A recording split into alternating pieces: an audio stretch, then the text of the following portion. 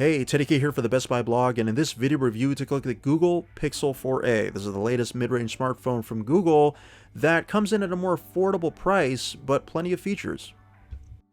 The Pixel 4a was supposed to launch as early as May or June of this year, but it didn't, perhaps because of COVID-19 and whatever else was delaying Google to finally in September.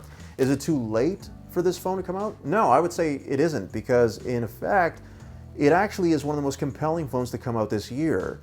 And being a mid-range device, that might surprise you, but it's actually how much it punches above its weight that makes it what it is. You might look at it at first glance and be like, okay, well, it's not a pretty phone, but then again, few Pixel phones ever are. And it's not, I mean, the aesthetics are not really what you're buying this for. You're buying it for the performance, which is what really matters. And that's where I think it really strives, because it did better than even I expect. I mean, the Pixel 4 is a great phone, but it is sort of, it lags because of the battery life. Like, it struggles because of that. That is not an issue here. So the battery life is largely addressed because you're gonna get all day life, and I'll get to that in a second, but the point is that the sum of the parts are what make this phone what it is.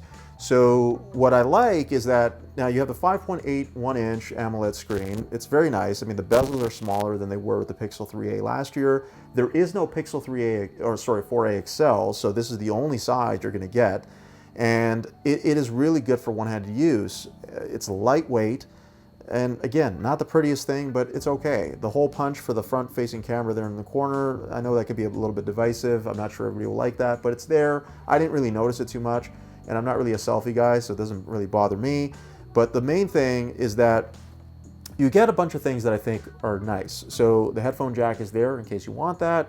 USB-C is always nice. You don't get wireless charging, and there's no water resistance here, which is, of course, those are two of the trade-offs that, unfortunately are going to happen when you start to lower the price point. But as long as you're protected of the phone, you should be fine. And you can always get a case for that. The fingerprint sensor in the back is another one. I have always liked having that, especially when you're picking up the phone and you just want to quickly get in. The case is important. Like, putting a case on the phone is important for that, because the way Google made this is that it's a little too flush to the back. So when you have a case on, you have that cutout, you just know where the fingerprint sensor is, and it's very easy to get there. Now, the software is great. I mean, it's stock Android. I have Android 11 on here. I don't know if that counts as one of the 3 major upgrades that Google was promising for this device. Chances are it probably does.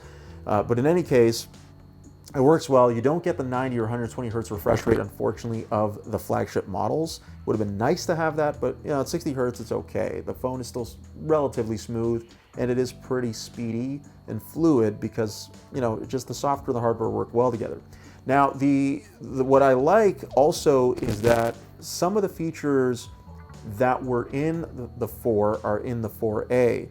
One of which is the screen recorder app. Sorry, not the screen recorder, the sound recorder app. So this was something where you can record someone talking and it will transcribe it as it's recording the audio. It was a great feature that was introduced at the time, and it's in here and it works very, very well. So it's one of those features that in case you need it, it's there, and it works offline too, by the way. The camera for any Pixel phone is always going to be a major differentiator. But when you're talking about a mid-range phone that shoots like this, then you're talking about a major differentiator. And that's really what this has come down to. I can't think of a mid-range phone that shoots as well as this does.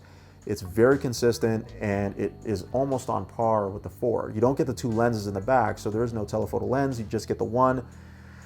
You'll get decent results with super res zoom at 2 times, but I'm not a fan of digital zoom, generally speaking, but at least they're passable, they're decent. Anything beyond that, I mean, it just gets worse. But the point is that when you're shooting normally and you get all the modes, you can shoot in portrait, night sight, Google Lenses in here. You can save in RAW if you're like me and you want to edit photos and process them manually later. All that is in here. And the quality is excellent. I mean, the shadow sliders, the exposure slider, it's all there. Google didn't really leave much out from the camera array or the performance, which is why this is so good. All the software still works here, and the results are fantastic. They're not as great for video. I do wish that Google would figure this out. Now, I'm curious to see what they're going to do with their next flagship device, but in this case, The exposure's too high for some reason. I don't know why it just overexposes every single scene, no matter what video I'm shooting. It didn't make sense to me, but it was doing that a lot. And so I always had to play around with the sliders to compensate for it. But, you know, it is what it is. So unfortunately, the pixels, you know, there's some room to improve there for sure on the video side. The battery, as I mentioned earlier, fantastic. It's great. I mean, by pixel standards, though, I gotta clarify that, because by pixel standards, it is very good. You're gonna go all day with this, probably without any issue, regardless of what kind of multitasking or mixed usage that you're engaged in with this thing. It should last all day without a problem. I didn't have any real battery issues at all. I didn't encounter anything, and I was doing quite a bit with this phone. You know, as a daily driver, I was using it all the time. And it held up quite well, better than I even expected. The 128 gigs of storage and 6 gigs of RAM, I think, are also very notable here because they're very good specs for a phone at this range.